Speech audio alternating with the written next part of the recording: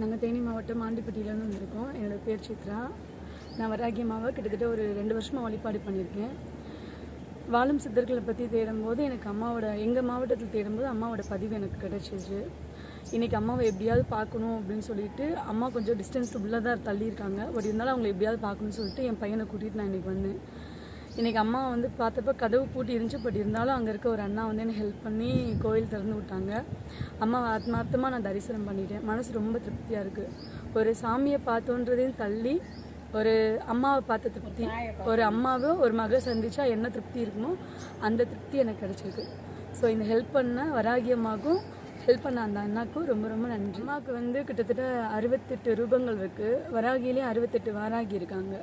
ஒவ்வொரு வாராகியும் அதில் எனக்கு அம்மா காட்சி கொடுத்தது வார்த்தாளின்ற ரூபத்தில் அன்னைக்கு காட்சி கொடுத்தாங்க. இப்போ எப்படி இருக்காங்களோ நிறைய பேர் இருக்காங்க. கலியுகத்தில் அம்மா அப்படி தான் இருப்பாங்களா, வராக ரூபத்தில் இருப்பாங்கன்னா உண்மைக்கே அம்மா வராக ரூபத்தில் தான் இருப்பாங்க.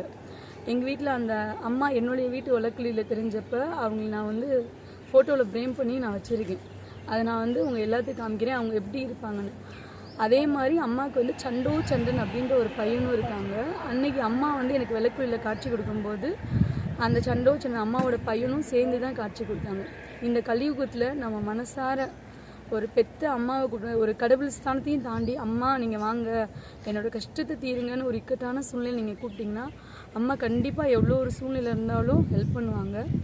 நான் இன்றைக்கி இங்கே பூஜையில் சாமி கும்பிட்டுட்டு இருக்கும்போது கூட அம்மா கரெக்டாக உள்ள பூஜை ரூம் கருவறையிலேருந்து அந்த கெவிலி சத்தத்தில் எனக்கு உத்தரவு கொடுத்தாங்க, நான் இருக்கேன் அப்படின்னு. எனக்கு அது கேட்கும்போது ரொம்ப ஒரு ஆத்ம திருப்தியாக இருந்துச்சு.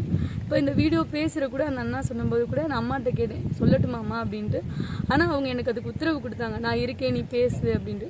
ஸோ உங்கள் வாழ்க்கையில் எவ்வளோ கஷ்டம் இருந்தாலும் சரி நீங்கள் நாகபுரத்துக்கு வாங்க. உங்கள் மனசால் அம்மாட்ட இருக்க குறைகளை அவங்ககிட்ட சொல்லுங்கள். கண்டிப்பாக அதுக்குண்டான விடைகள் உங்களுக்கு கிடைக்கும். ஆனால் நீங்கள் வைக்கிற ஒவ்வொரு கோரிக்கையும் ரொம்ப நியாயமாகவும் மனசில் ஆத்மார்த்தமாகவும் கேட்கணும்.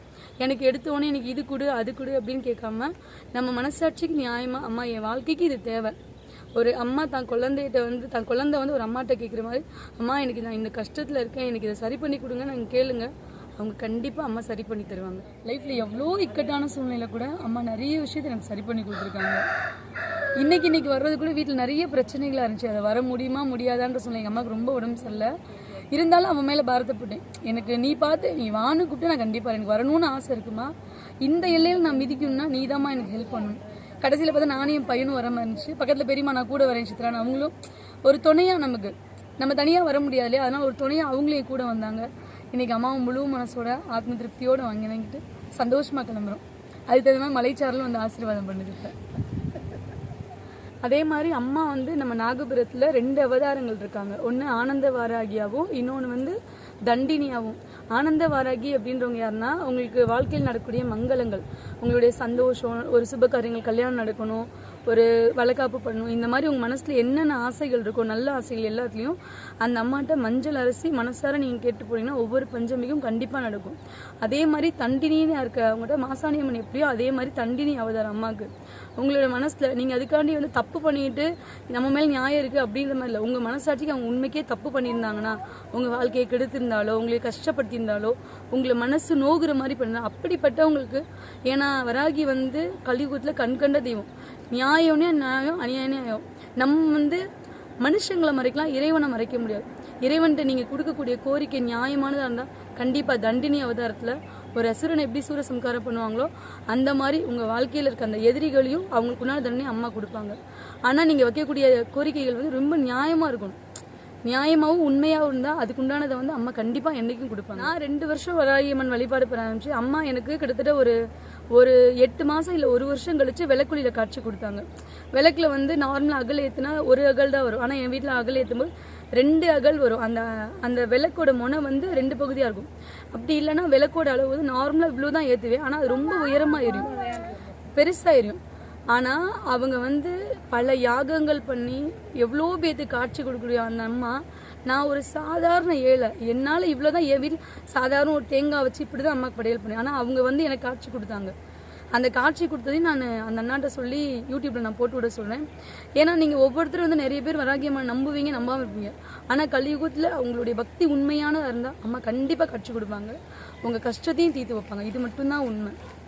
ஆனால் உண்மையாக நம்பினவங்களுக்கு நீங்கள் எவ்வளோ கஷ்ட சூழ்நிலை இருந்தாலும் ஏதாவது ஒரு ரூபத்தில் கண்டிப்பாக அவங்க வருவாங்க. வராகி அம்மன் ஃபோட்டோ வச்சதுக்கப்புறம் அவங்க ரூபத்தில் வேணால் வராக அவதாரமாக இருக்கலாமே தவிர குணத்தில் குழந்தை. ஒரு அம்மாட்ட எப்படி தன்னுடைய பிரச்சனைகள் நம்ம போய் சொல்கிறோமோ அந்த மாதிரி அவங்க யார், வராகின்றவங்க யாருன்னா சக்தியோட ஒவ்வொரு அவதாரம் தான். இப்போ பராசக்தியாக இருக்கட்டும், காளியாக இருக்கட்டும், மாரியார், 7 கன்னிமார்கள் ஒருத்தவங்க தான் வாராகி அன்னை. ஸோ ஒவ்வொரு கன்னிமார்களும் எப்படி கும்பிட்றாங்களோ அதே மாதிரி தான் அம்மாவும். அம்மாவோட ரூபம் கோபக்காரி. அப்போ கோபத்தில் காளியம்மன் இருக்காங்க, அவங்க கோபக்காரின்னு சொல்லி சாமி கும்பிடாமல் இருக்கீங்களா? காளியம்மன் கோயிலுக்கு போகாமல் இருக்கீங்களா? அப்படி கிடையாது. சக்தின்றது ஒரு சக்தி தான். ஒவ்வொரு சக்தியிலையும் பிரிஞ்ச அவதாரங்கள் தான் வெவ்வேறு. ஸோ தர்மத்தை காக்கிறதுக்காண்டி பராசக்தியாகவும், ஒரு பாவிகளை வதம் பண்ணுறதுக்காண்டியும், ஒரு போரில் தலைவியாக இருக்கிறதுக்காண்டி வாராகியாகவும் அம்மா அந்த காலத்திலே ராஜராஜ சோழன் வராகி அன்னையை வழிபட்டுட்டு தான் தன்னுடைய வெற்றிகளுக்கு எல்லாத்துக்குமே அவங்க தான் காரணமாக இருந்திருக்காங்க. ஸோ ஒவ்வொருத்தர் வாழ்க்கையிலையும் வராகி அன்னை கண்டிப்பாக வேணும். அவங்கள உக்ர ரூபம் அப்படிலாம் கிடையாது. அவங்க குழந்தையா நினச்சா குழந்தை, அம்மாவா நினச்சா அம்மா, ஃப்ரெண்டாக நினச்சா ஃப்ரெண்டை. உங்கள் மனசில் எவ்வளோ கஷ்டங்கள் இருந்தாலும் நீங்கள் அவங்கள நினச்சி ரொம்ப நிறைய சாமி கும்பிட்டு வெறும் ஒரு அகல் விளக்கு ஏற்றி கண்ணிலேருந்து 2 சொட்டு கண்ணீர் ஆத்மார்த்தமா, அம்மா எனக்கு இவ்வளோ கஷ்டம் இருக்குமா, எனக்கு அது என்ன பண்ணுறதுனே தெரியல, எனக்கு ஹெல்ப் பண்ண யாருமே இல்லை, நீதாம்மா ஹெல்ப் பண்ணணும் நீங்கள் நினச்சி கண்டிப்பாக கேளுங்க. உங்களுடைய வேண்டுதல் அவ்வளோ சீக்கிரத்தில் நடக்கும். நீங்கள் நிறைய செலவு பண்ணணும், அப்படி இப்படி கோயிலுக்கு போகணும், நிறைய இது பண்ணணும் அது பண்ணணும் அப்படிலாம் இல்லை. இந்த காலத்தில் நிறைய பேர் செய்கிறாங்க. ஒரு இந்த மைக்காரங்க, மாந்திரியக்காரங்க அப்படிலாம் நம்பி போய் ஏமாறுறாங்க. அப்படிலாம் போகாதீங்க, கடவுள்கிட்ட போங்க. காணிக்க அப்படிலாம் தாண்டி ஆத்மார்த்தமாக உங்களுடைய பிரச்சனையை சொல்லுங்கள். ஒரு அம்மாட்ட சொல்கிற மாதிரி சொல்லுங்கள், கண்டிப்பாக நடக்கும். அம்மா நிறைவேற்றி கொடுப்பாங்க. கண்டிப்பாக அம்மாவை தேடி வழிபடுறவங்க ஒவ்வொரு வாழ்க்கையிலையும் அம்மா ஒரு அதிசயத்தை நடத்துவாங்க. இன்றைக்கி எனக்கு நடந்தது கூட ஒரு அதிசயம்தான். இவ்வளோ நாள் கழிச்சு அவங்க உத்தரவு கேட்டு எனக்கு சொல்லும்போது எனக்கு அவ்வளோ சந்தோஷமாக இருந்துச்சு. இது நான் பேசுகிற கூட அவங்க தான் இன்னைக்கு காரணம், இது கூட என்னால் கிடையாது. ஸோ இந்த வாய்ப்பை கொடுத்தா அந்த அண்ணாவுக்கு ரொம்ப ரொம்ப நன்றி, என்னோடய அம்மாவுக்கு ரொம்ப நன்றி. இன்னைக்கு நாகபுரம் சித்தரம்மாவை பார்க்க முடியல அப்படின்றது ரொம்ப கஷ்டமாக இருந்துச்சு. என்னைக்காவது ஒரு நாள் அம்மா எனக்கு அதுக்கும் வாய்ப்பு கொடுப்பாங்க. அவங்கள ஒரு நாள் நேரில் பார்த்து அவங்ககிட்ட ஆசீர்வாதம் பண்ணணும். ஏன்னா வாழும் சித்தர்களை பார்க்குறது ரொம்ப கஷ்டம். ஒரு மக்களோட குறைகளை அவங்க தீர்க்கிறது பெரிய விஷயம். அவங்களுடைய வாழ்க்கையை பெருசாக நினைக்காம மக்களுக்காண்டி இன்னைக்கு அவங்க வாழ்க்கையில் நல்லா இருக்கட்டும் அப்படின்றதுக்காண்டி தன்னுடைய வாழ்க்கையும் தாண்டி அவங்க நிறைய நல்லது செய்கிறாங்க.